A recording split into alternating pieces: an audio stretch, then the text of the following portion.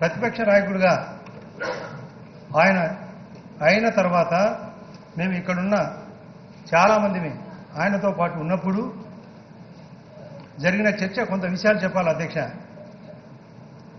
Counting 2014లో రేపు అనంగా ఆయనకు నేను ఫోన్లో చెప్తే విషయం, మనం జగన్ గారు ఇప్పటికే మనం లోకల్ బాడీ ఎలక్షన్లలో అటు మున్సిపాలిటీ ఎలక్షన్లు కానీ జిల్లా పరిషత్ ఎలక్షన్లు కానీ అన్నీ నష్టపోయినామంటే ఆయన చెప్పిన మాట ఆల్ ఈజ్ వెల్ అన్నా, ఏం పర్వాలేదు, మనం అన్నీ గెలుస్తున్నాం. పోటీ జరిగినది జగన్ సార్కు చంద్రబాబు నాయుడు గారికి అని చెప్పాడు. పొద్దున చూస్తే అందరం కొంతమంది 67 మంది తప్ప మిగతా వాళ్ళందరూ ఓడిపోవడం. నేను చెప్పా మరుసటి రోజే ఆల్ ఈజ్ వెల్ అని, నిన్న అన్నావు మేమందరం ఆల్ ఈజ్ వెల్ అని. ఆ తర్వాత చాలాసార్లు ఆయనకు పద్ధతి ఇది కాదు, ఈ విధంగా చేస్తే తప్ప ప్రతిపక్షం నడవదని చెప్పినప్పుడు ఎప్పుడు మా కడప భాషలో ఎప్పుడన్నా కానీ బాయికాడికి కానీ లేదా బాయికాటికి కానీ అయితే బాయికాడిగా లేకుంటే బాయికాట, ఇది నచ్చక, ఈ తీరు నచ్చకనే మేమందరం ఇక్కడ ఉండబడిన 21 మందిమి ప్రతిపక్షం నడిపేది చేత కాదు, మా ప్రాంతం అభివృద్ధి కాదు, రాష్ట్రం అభివృద్ధి కాదు, ఈ విధంగా చేస్తే నష్టపోతామని మేమందరం బయటికి రావడం జరిగింది అధ్యక్ష. అందులో భాగమే ఈరోజు నిన్న జరిగిన సంఘటన.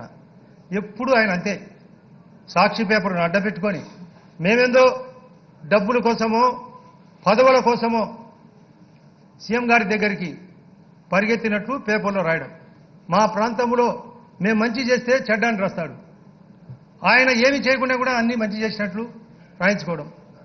మొన్న ఎలక్షన్లలో లోకల్ బాడీ ఎలక్షన్లో అయితే పోలింగ్ రోజు స్వయంగా వచ్చినాడు, నేను ధర్మమే గెలిచింది దేవుడే గెలిచినాడని. 17వ తేదీ నాడేమో ధర్మం గెలిచింది అన్నాడు. 20వ తేదీ నాడు కడప జిల్లా మొట్టమొదటిసారి వాళ్ళ 38 ఏళ్ల చరిత్రను మేము 38 ఓట్లతో ఓడగొట్టాం. అది తెలిసినాక మేమేమన్నా పెట్టే మార్చినామా ఏమన్నా అని మళ్ళీ డబ్బులతో గెలిచినాం, అన్ని చోట్ల 100 కోట్లు ఖర్చు పెట్టినదని ఒక ఆమెను రోజాను బరి తెగించి వదిలినాడు. ప్రతిసారి అడ్డపడమే, ఆమె నోటు దురుసుకు అడ్డమే లేదు. ఈ విధమైన ప్రవర్తన ఆయన మానుకోవాలి. ఇదేమన్నా మైసబ్ అనుకుంటున్నాడు, ఉన్నది లేనట్లు లేనిది ఉన్నట్లు. వయసు తక్కువ, ఆశ ఎక్కువ. సీఎం పోస్టు ఏ పని అడిగినా సీఎం పోస్టే. ఎవరైనా పెన్షన్ అడిగినా మిస్ అయిందన్నా అంటే నేను సీఎం అయినాక, రేషన్ కార్డు అడిగితే నేను సీఎం అయినాక.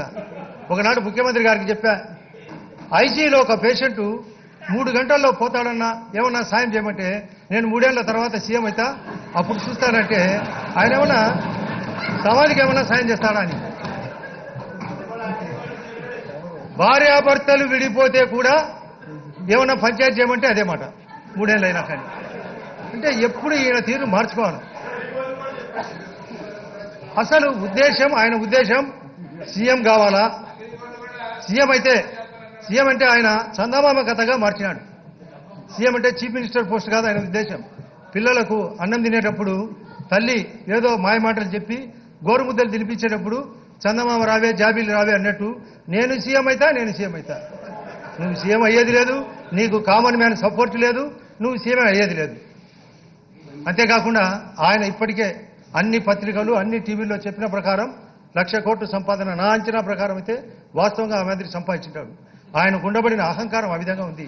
నాకైతే వయసు తక్కువ ఉంది, నాకు సాక్షి పేపర్ ఉంది, సాక్షి ఛానల్ ఉంది. ఈ విధంగా నేను ఎప్పుడైనా సీఎం కాగలను కదా. ఒకటే యావ, డబ్బు మీద యావ, పదవి మీద మోజు. ఈ పరిస్థితులు మారాలా, ప్రతిపక్షం సక్రమంగా నడిపేది రావాలా, ప్రజా సమస్యల పరిష్కారం కోసం ఆయన పాటుపడాలా. మేమెవ్వరం 21 మందిని ముఖ్యమంత్రి గారు చేసే పురోగతిని ఆలోచించే, ఆయన చెప్పే అధోగతిని పక్కన పెట్టి, ఆంధ్రప్రదేశ్ అంటే ముఖ్యమంత్రి గారు అన్నిట్లో పురోగతి అని ఆయన ప్రకారం అయితే ఆంధ్రప్రదేశ్ అంటే అన్నిట్లో పుల్ల ఆయన, అన్నిట్లో ప్రగతి ఆయనైతే అన్నిట్లో పుల్ల అయినా. అందులో భాగమే ఈ చర్య. దీన్ని మీరు కూడా కఠినంగా చర్య తీసుకోవాలా. ఆయన కోరిన విధంగానే సీఎం గారు జ్యుడిషియల్ ఎంక్వైరీ, ఆయన ఒప్పినా ఒప్పుకోకపోయినా జ్యుడిషియల్ ఎంక్వైరీ ప్రకటించి ఆయన యొక్క నోరు మూపించి ఈ సభ నుంచి బయటికి పంపించే ఏర్పాటు చేయాలని ముఖ్యంగా మా 21 మందిని టార్చర్ పెట్టాడు ఆయన. ప్రతిసారి రాజీనామా చేయాలా ఏ విధంగా అంటాడు ఆయన. ఆయనకు ఉండబడిన హక్కేంది? ఆయనతో పాటు ఉంటే మేము కూడా అన్ని రకాలుగా నష్టపోతాం. కాకపోతే ఇప్పుడు బండారు సత్యనారాయణమూర్తి గారు ఒక మాట అన్నాడు, ఫ్యాక్షన్ అని.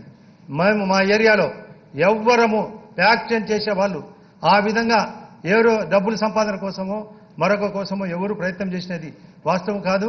ఒక మంచి సిద్ధాంతంతో ఉండబడిన వాళ్ళ యొక్క పర్సనల్ ఫ్యాక్ట్స్లో పోయి ఏమన్నా ఫ్యాక్షన్ చేసింటారు తప్ప మిగతా దాంట్లో డబ్బుల సంపాదన కోసమో పదవుల కోసమో చేయలేదు. కాకపోతే వైఎస్ కుటుంబం వాళ్ళు వందల కొద్దీ హత్యలు చేసినది వాస్తవం. వాళ్ళ యొక్క విధానాన్ని ఆయన జగన్మోహన్ రెడ్డి గారు ఇప్పటికైనా తెలుసుకొని వాళ్ళ యొక్క తాత వాళ్ళ యొక్క నాన్న సిద్ధాంతాలను వదిలి మంచి సిద్ధాంతంతో వదిలితే, నేనైతే ఒక సభలో చెప్పా, ఏమన్నా సార్ మీరు మంచి ఆలోచనలు చెప్పండి, నేను ప్రతిపక్ష పాత్ర వదులుతా అంటే ఏమన్నా దయదచ్చి చిన్న పోస్టులు ఈ సందర్భంగా ఇవ్వాలని ఆయన్ను హృదయపూర్వకంగా కోరుతూ ఖచ్చితంగా జ్యుడిషియల్ ఎంక్వైరీ పెట్టాలని మరొకసారి కోరుతూ విరమణ తీసుకుంటాం. కాగిత వెంకట్రావు గారు.